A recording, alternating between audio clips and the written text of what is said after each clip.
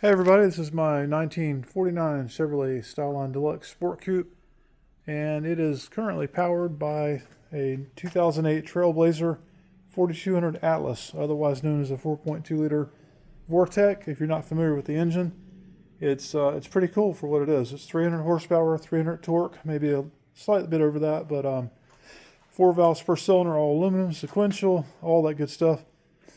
And it's basically a great engine for this car in terms of the power output and the weight and the format, because it matches the original inline six, although it is a big engine.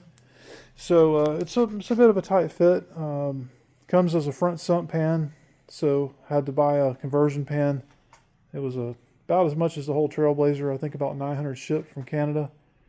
And but the Trailblazer gave me so many things, including the wiring harness for the car. It's all out of the Trailblazer. So not only do I have the fuse panel up here with the PCM, ECM, whatever you want to call it, but that harness runs through the firewall and goes all the way back into the car and splits out to the rear body control module, rear fuse panel, which I extended the wiring and moved it here into the trunk. So it gives me everything from automatic headlights to keyless entry, security if it's locked and the door opens up, and just cool stuff like that. The cruise control and all that is all it's all workable. But I've had a lot of people asking for, how did you get it to fit in there kind of stuff. So I'm going to do a real quick engine walk around and show you guys a couple of areas that might be of interest to somebody that's thinking about doing this. Yeah, and a lot of people have asked me about this, and I think, well, I've got some pictures of it. Let me send them to you. But I went and looked, and these pictures were taken when I was building the car, which went from 2017 to about 3 years ago when I got it on the road. So I took some new pictures of it today. I just want to show you the engine mount down here. Maybe you can kind of tell that there's the factory rubber round part, and it has a bolt that sticks down. And that goes into basically a box that I welded up, and then that just welds to the top of the spring tower. You can kind of see one of the arms right there, and then the other one is on that side.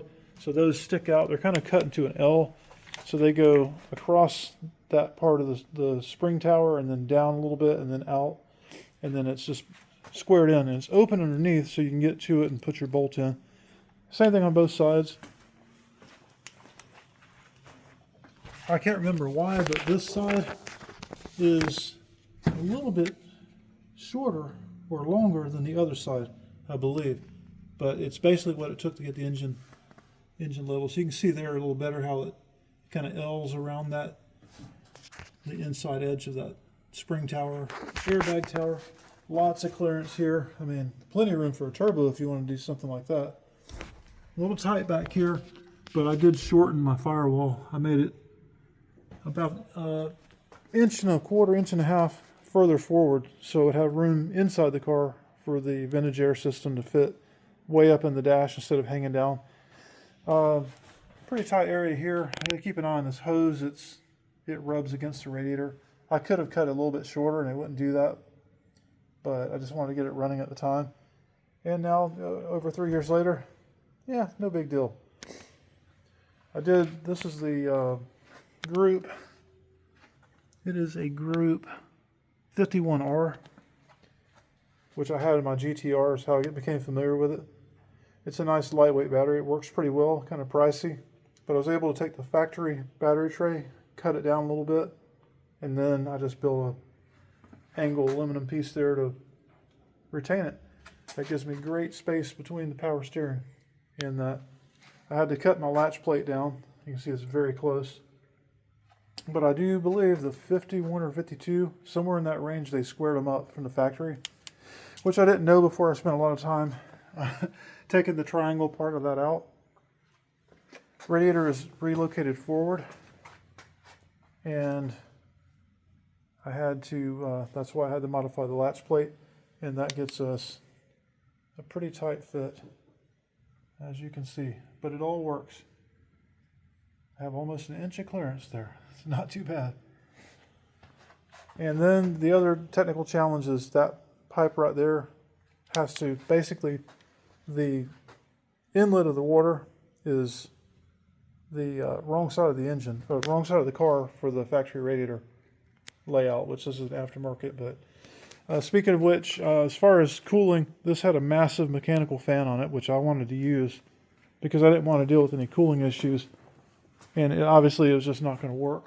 Well, I have to say that this is the coolest running engine I've ever had, especially with anything that has this kind of power level. It's very nice in the car. It doesn't heat up anything like the factory, or I should say factory, but I had a small block in here when I bought the car. One other thing you have to trim is that little piece right there, which does get cut all the time because of V8, so I just had to cut it a little bit more to clear the intake. And I guess it hasn't ever hit from what I can see, so I think I did all right. Great access to the starter, which is right down there. Super easy to get to the starter if you need to. And then the factory fuse panel, I just built some brackets out of aluminum. Take those up, and then it just sits on there. It was a little tricky to get it where I wanted. And then most of you that watch this probably already know, but I'm just telling about the BCM and all that because some people have never seen this car before. But that wiring harness is basically the factory Trailblazer harness minus some extra wires for things like airbags. Actually, a lot of those wires are still through the firewall. They're just cut off here. That will go back. Extended the harness because I didn't have any way of mounting that into the rear seat area like it would be. And so there is the BCM and rear fuse block. And that's magnetically mounted, so you can easily take it out and bring it further back so you can get to the fuses without having to break your neck. Well, that's it. I'm going to head out. It's getting cold as heck outside at the moment, so hopefully this will help, anybody out there considering one of these engines. I definitely am extremely happy with this engine. I have no complaints at all. Runs cool, great power, cool sound. It sounds right for the car, and it's very quiet. I kept the catalytic converter on it, and I don't regret that one bit. No smells. It doesn't smell like a hot rod. Extremely reliable. Turn the key and it starts every time. No tuning. I can't recommend it enough. And then just having the automatic headlights, keyless entry, and all the other benefits of the modern car. It's a great combination. Catch you guys later.